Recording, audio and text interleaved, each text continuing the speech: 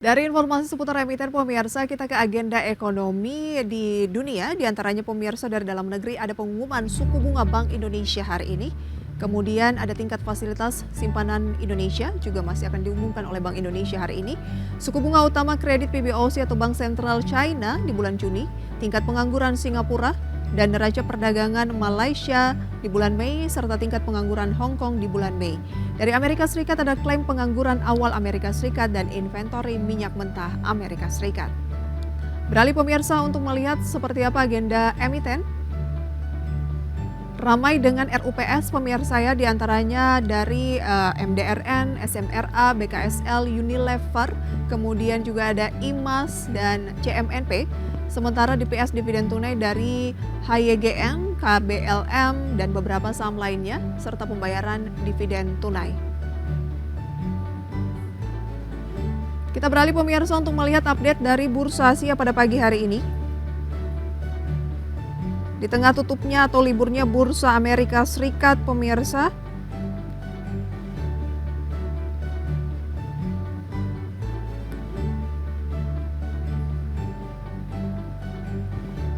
Oke, kita akan lihat nanti untuk update dari Bursa Asia pemirsa. Dan pada pagi hari ini kami sudah tersambung melalui Mas Raden Bagus Bima, founder dari Warkop Saham, untuk mengulas sejumlah sentimen, diantaranya adalah nilai tukar rupiah ya. Selamat pagi Mas Raden. Ya, Halo, selamat pagi Mbak Prisa. selamat pagi Mas Raden, kabar baik ya? Ya, kabar baik. Terima kasih untuk waktunya pada pagi hari ini Mas Raden. Kita mulai mungkin dari rupiah terlebih dahulu yang mungkin karena sudah ke 16.400, kemudian banyak upaya lah yang dilakukan oleh Bank Indonesia mungkin untuk menghalau pelemahan lebih lanjut, tapi kayaknya masih mepet di 16.400-an memang. Menurut Anda sejauh mana ini harus menjadi perhatian? Apakah harus dikhawatirkan atau memang ini wajar karena dolar Amerika Serikatnya juga menguat? Ya, saya pikir fenomena yang terjadi saat ini di mana rupiah kita terus melemah bahkan sampai di level lebih tinggi dibanding dengan pelemahan yang terjadi pada saat masa COVID. Memang kondisinya sangat berbeda. Pelemahan saat ini lebih dikarenakan memang penguatan dolar yang saat ini luar biasa. Bahkan kalau seandainya kita lihat saat ini beberapa faktor di market kita, di mana posisi beberapa laporan keuangan perusahaan kita sebenarnya baik-baik saja. Akan tetapi investor memiliki kekhawatiran dan lebih banyak mengurangi posisi di beberapa saham tertentu gitu ya. Dan kalau kita ketahui saat ini, mungkin jika saat ini rupiah belum terlalu terdampak terhadap kinerja, karena kalau kita lihat secara laporan keuangan bisa dikatakan masih cukup baik gitu untuk di pertengahan tahun 2024. Tapi investor mengantisipasi apa yang terjadi jika nanti rupiah terus bertahan di level tinggi saat ini, jika ini bertahan sampai di akhir tahun atau bahkan sampai di awal tahun. Jadi menurut saya investor berkaitan dengan nilai tukar rupiah harus memperhatikan nilai tukar rupiah untuk 6 bulan atau bahkan sampai di kuartal pertama tahun 2025 nanti. Oke, berarti nilai tukar rupiah masih harus menjadi perhatian khusus begitu ya. Sebelum kita lanjutkan, kami update pemirsa posisi dari Bursa Asia dalam data grafis berikut ini. Ya, di tengah liburnya Bursa Amerika Serikat pemirsa dan Bursa Eropa yang cenderung melemah, Nikkei turun 0,72%, Straits Times Singapura turun tipis 0,07%, Kospi Korea Selatan naik 0,3%, Hang Seng Hong Kong naik 0,13%. Itu dia beberapa data dari indeks utama kawasan regional Asia yang kami capture beberapa menit yang lalu. Kembali kita berbincang bersama dengan Mas Raden. Jadi sejauh mana akan mempengaruhi pergerakan dari nilai tukar rupiah terhadap IHSG kita nih? Ya, saya pikir jika IHSG kita, jika rupiah kita berada di level di atas 16.000 sampai di akhir tahun, ini akan membuat posisi IHSG kita akan terus tertekan. Bahkan untuk saat ini kalau bisa dibilang dalam jangka waktu menengah, IHSG kita sebenarnya sudah flat cukup lama gitu, sudah mengalami kondisi konsolidasi relatif sangat lama. Jika nilai tukar rupiah tidak ada perbaikan atau bahkan terjadi hal-hal yang memang justru bisa mendekat sampai ke level 17.000 misalkan, tentunya ini akan membuat investor khawatir gitu ya. Kita tidak menunggu sampai di tahun depan, bahkan di akhir tahun ini pun jika rupiah bisa mendekat ke level 17.000, IHSG kita bisa sampai di bawah 6.600. Tentunya ini menjadi perhatian yang perlu dikonsentrasikan karena nilai tukar rupiah kita sudah berjalan hampir satu kuartal ya, ada di level yang cukup tinggi, dan ini sudah membuat beberapa emiten sudah mulai memperhatikan mengenai selisih kurs terkait dengan penurunan nilai tukar rupiah. Nilai tukar rupiah kita yang berada di 16.400-an ini ternyata merupakan yang terendah dalam 4 tahun terakhir. Kemudian sepanjang tahun ini sudah turun sekitar 6%. Lantas hal apa yang perlu dilakukan mengingat kayaknya belum ada nih tanda-tanda rupiah kita akan mengalami penguatan, kalaupun menguat mungkin tipis, apalagi hari ini akan ada hasil dari rapat Dewan Gubernur Bank Indonesia di bulan Juni terkait dengan keputusan suku bunga dan mungkin akan membahas juga proyeksi-proyeksi ekonomi lainnya termasuk soal nilai tukar rupiah ini. Apa yang harus dilakukan di tengah rupiah yang memang lagi di 16.400 ini? Ya, saya pikir cukup menarik ya. Di pertemuan hari ini kita menantikan adanya kejutan yang mungkin bisa terjadi dalam keputusan rapat di hari ini. Saya pikir market sudah menduga bahwa kondisi saat ini Bank Indonesia lebih memiliki putusan untuk menetapkan suku bunga di posisi yang sama seperti sebelumnya. Akan tetapi jika nanti ada hal-hal yang sifatnya ini merupakan kejutan, ini yang justru dinantikan oleh investor saat ini. Karena sebagaimana kita tahu kondisi saat ini, kondisi market kita bisa dikatakan relatif flat, ya, belum ada pertumbuhan aktivitas transaksi maupun perdagangan di pasar modal kita. Jika nanti ada kejutan, misalkan Bank Indonesia menurunkan suku bunga, tentunya ini akan menjadi kejutan yang cukup menarik untuk market. Nah, untuk saat ini, kalau kita melihat kondisi seperti saat ini, bagaimana yang perlu kita lakukan? Menurut saya, untuk saat ini, ketika rupiah kita melemah dan dolar menguat, ya, itu tidak langsung membuat emiten-emiten yang memiliki mata uang asing juga ikut menguat. Sebagaimana kalau kita lihat di sektor komoditas saat ini, begitu dolar yang menguat, tapi tidak dibarengi oleh penguatan saham-saham komoditas. Artinya saat ini nilai tukar rupiah tidak secara linear, secara langsung membuat suatu emiten menguat atau melemah gitu. Jadi kita harus bisa lebih memperhatikan lebih dalam apakah ada emiten-emiten yang memiliki ekspor ataupun import yang akan memberi pengaruh, bagaimana level hedging yang dimiliki oleh perusahaan tersebut, seberapa besar ketahanan emiten tersebut. Saya pikir kita harus bisa memperhatikan hal tersebut untuk bisa memilih saham yang terbaik gitu di level rupiah saat ini. Baik, berarti Anda merasa bahwa kondisi rupiah saat ini belum langsung berdampak pada saham-saham mungkin yang akan sensitif begitu ya, yang baik yang dirugikan ataupun yang diuntungkan dengan exposure dolar yang cukup tinggi ataupun bahan utamanya itu kebanyakan impor begitu. Anda belum melihat korelasi yang sangat berdampak begitu ya. Tetapi adakah mungkin sebaiknya kalau yang menguntungkan kita lirik-lirik kan oke nih, tapi kalau nantinya yang berpotensi berdampak negatif karena sentimen pelemahan rupiah ini dihindari dulu atau bagaimana? Ya, saya pikir itu cepat atau lambat akan terjadi. Sepertinya seperti di sektor kertas ya, di INKP ataupun Tekim, ini respon terhadap pelemahan rupiah tentunya positif untuk INKP dan juga Tekim. Kalau kita lihat beberapa waktu terakhir ini cukup baik ya pergerakan di INKP merespon dari pelemahan nilai tukar rupiah karena memang INKP memiliki keuntungan di sana. Nah, cuman kalau kita lihat kenaikannya itu tidak sebanyak pelemahan yang terjadi di nilai tukar rupiah. Itu yang tadi saya katakan, ketika rupiah ini melemah dan ada emiten yang diuntungkan, kita harus melihat kembali apakah emiten tersebut memang sudah siap secara kapasitas produksinya, misalkan kalau dia dari industri atau mungkin dari sisi sektor consumer, kalau misalkan memang dia membutuhkan belanja kebutuhan untuk HPP-nya misalkan. Harus itu ditelisik lebih jauh lagi Mas Raden ya, harus dilihat betul. lebih jauh lagi dampaknya seperti apa, seberapa besar, jangan sampai hanya euforia sentimen sesaat saja. Jadinya nanti malah kita ikutan masuk ternyata nyangkut begitu ya. Ya betul Mbak Prisa. Mas Raden, kita lanjutkan dengan rekomendasi saham pilihan dan juga mengulas sedikit ya soal saham GoTo nih yang terus melemah. Usai jeda pemirsa, tetaplah bersama kami dalam Power Breakfast. Terima kasih pemirsa Anda kembali bersama kami ya dalam segmen Market Buzz bersama dengan Mas Raden Bagus Bima, founder Warkop Saham. Kita sudah mengulas sentimen terkait dengan pelemahan nilai tukar rupiah yang sudah mencapai titik terendah dalam 4 tahun terakhir terhadap pasar modal kita. Kita akan beralih ke sentimen indeks harga saham gabungan yang masih gagal bertahan di zona hijau pasca libur panjang Idul Adha nih, Mas Raden. Kemarin pagi sih sempat dibuka menguat, tapi endingnya di akhir tuh masih merah. Anda tadi bilang bahwa cukup lama konsolidasi. Ini jangka menengah kah, jangka pendek kah yang dimaksud dalam tren konsolidasi? Ya, saya pikir IHSG saat ini ada di level konsolidasi untuk 2 tahun terakhir ini ya, bahkan 2 tahun setengah gitu. Jadi dari tahun 2022 sampai dengan saat ini, memang di level 6.600 ini menjadi support yang cukup penting ya untuk IHSG. Karena memang kalau kita lihat dari sisi pertumbuhan laporan keuangan yang memang lebih rendah ya di tahun ini membuat posisi IHSG kita tidak berhasil menguat untuk di tahun ini, sehingga saham-saham big cap ini menjadi penyebab melemahnya posisi IHSG di tahun ini, sehingga belum bisa kita katakan uptrend ataupun belum bisa kita katakan downtrend untuk jangka menengah di IHSG. Kalau jangka pendek?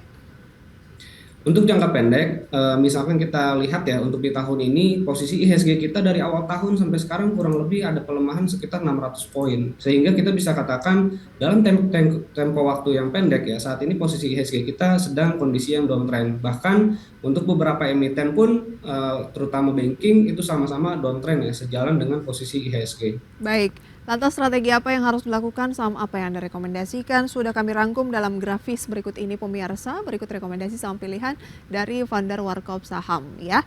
Yang pertama pemirsa direkomendasikan ada S Hardware. Direkomendasikan buy dengan entry 855, kemudian target 910, stop loss di 840. Berikutnya pemirsa direkomendasikan juga saham BBRI yang direkomendasikan buy dengan support atau entry ya di 4.000, target di 4.900 dan stop loss di 3.800. Kemudian Breeze buy dengan entry di 2.380, kemudian targetnya di 2.580 dan stop loss di 2.350. Selanjutnya pemirsa NCKL buy, entry di 990, target di 1060, stop loss di 985. Baik, kita mulai dari S Hardware terlebih dahulu. Mas Raden, semenarik apa? Ya, selama bulan Juni kemarin ya posisi S Hardware cukup kuat ya, dia tidak melemah, dan bahkan dari pertengahan Mei kemarin bisa kita katakan jangka waktu pendek dia sedikit agak menguat dan masih memiliki kecenderungan untuk menguat sampai akhir Juni ini. Makanya saya merekomendasikan untuk saham ACES untuk bisa masuk ya di hari ini dengan entry point-nya tadi di 855 dan target penguatannya bisa sampai 910. Menurut saya ini salah satu sektor yang juga cukup menarik, cukup kuat, didukung juga oleh penguatan laporan keuangannya untuk saat ini di S Hardware. Nah, S Hardware ini kan juga berencana untuk membagikan dividen tunai ya, Rp33,5 per saham. Apakah Anda tidak melihat bahwa ini sudah agak terlambat kita untuk masuk di S Hardware? Ya, saya pikir cukup menarik untuk sampai di target yang tadi saya sampaikan di 910 ya, sampai nanti mendekati tanggal kumdet. Ini tentunya menjadi suatu hal yang menarik ya untuk investor. Kita tunggu apakah nanti investor akan mengambil dividen di saat tanggal kumdet atau mengambil capital gain saja untuk S Hardware. Saya pikir kedua-duanya memiliki peluang dalam jangka waktu pendek memiliki tren positif ya untuk S Hardware. Baik, kumdetnya itu rencananya 19 Juni 2024 dan kum dividen pasar tunainya 21 Juni 2024. Pembayaran dividen 5 Juli 2024. Masih ada peluang.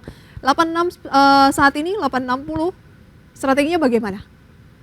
Ya, saya pikir bisa masuk ya di antara level 855 atau di level 860, menurut saya tidak masalah. Target ke 910 punya potensial yield yang lumayan dengan level stop loss 840. Jadi ini antara stop loss dan juga target cukup terukur dan juga memiliki potensi reward yang cukup menarik ya untuk S Hardware. Nah, kalau kita lihat dari candlestick-nya ini sedang membentuk pola apa dan trennya apa nih untuk S Hardware?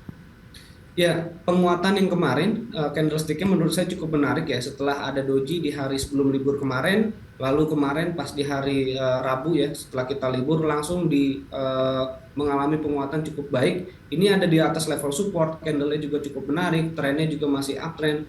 Jadi menurut saya secara analisis teknikal dari sisi candlestick-nya ini juga cukup menarik ya untuk dipertahankan saat ini. Baik, itu dia rekomendasi untuk S Hardware. Anda tidak melihat saat ini terpengaruh dampak negatif soal rupiah ya, pelemahan rupiah ya, belum ya? Atau sama sekali tidak ada kaitannya? Saya pikir untuk SHP untuk jangka pendek kita masih tetap bisa melihat target sampai di 910. Tapi kalau untuk jangka menengah kita perlu memperhatikan hal-hal lain ya. Kecuali memang investor saat ini masuk hanya untuk jangka waktu yang pendek saja. Baik, itu dia rekomendasi pemirsa untuk S-Hardware dari Mas Raden. Selanjutnya kita ke perbankan BBRI. BBRI sendiri ini sudah menyentuh level terendah 1 tahun terakhir di 4090 dalam perdagangan mungkin minggu lalu begitu ya, 4090-nya. Semenarik apa Anda melihat BBRI sehingga masuk dalam salah satu dari 4 rekomendasi saham pilihan Anda?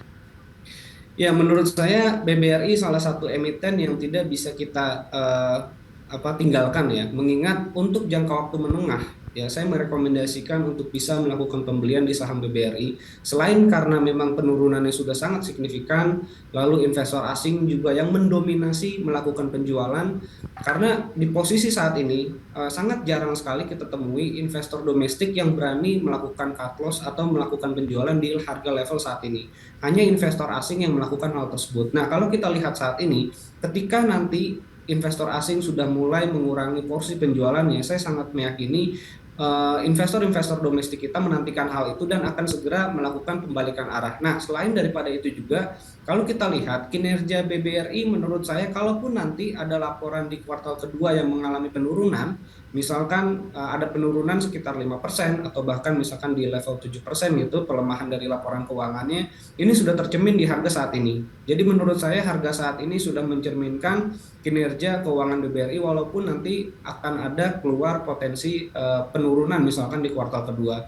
Kalau seandainya di kuartal kedua masih justru mengalami penguatan laporan keuangannya, saya yakin BRI akan segera ada penguatan. Baik, apa sih yang membuat asing ini melakukan penjualan di BBRI?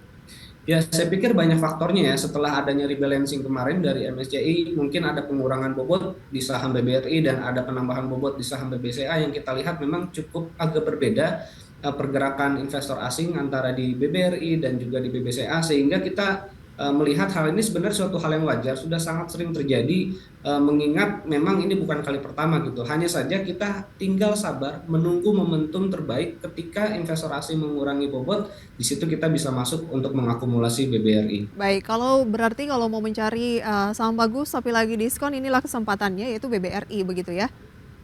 Ya, Mbak Prisa. Baik, itu dia untuk BBRI, boleh buy di 4.000, target 4.900, stop loss 3.800. 4.900 ini target menengah ya? Iya. Baik. BRIS, dari sekian banking BBRI, mengapa Anda juga memasukkan BRIS? Ya, BRIS ini untuk jangka waktu pendek, kita lihat ada pola yang sangat baik ya dari BRIS di setelah liburan kemarin. Hari kemarin dia berhasil rebound cukup besar, cukup tinggi breakoutnya dan saya yakin ada momentum yang cukup baik untuk di beberapa hari terakhir ini, terutama sampai di minggu ini yang paling tidak sampai di hari Jumat.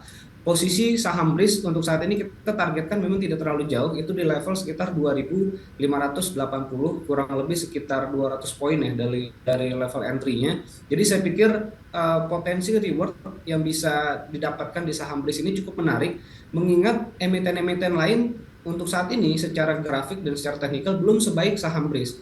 Saya meyakini juga di hari ini masih akan ada langsung mengalami penguatan ya untuk saham BRIS, mengingat momentum yang di hari kemarin masih cukup baik gitu untuk di pagi hari ini. Baik, Anda melihat momentumnya jangka pendek cukup menarik untuk BRIS dan pagi ini naik lagi 2%, 2460 tetap menarik kalau baru mau masuk dikejar di 2460 dengan target tadi di 2580.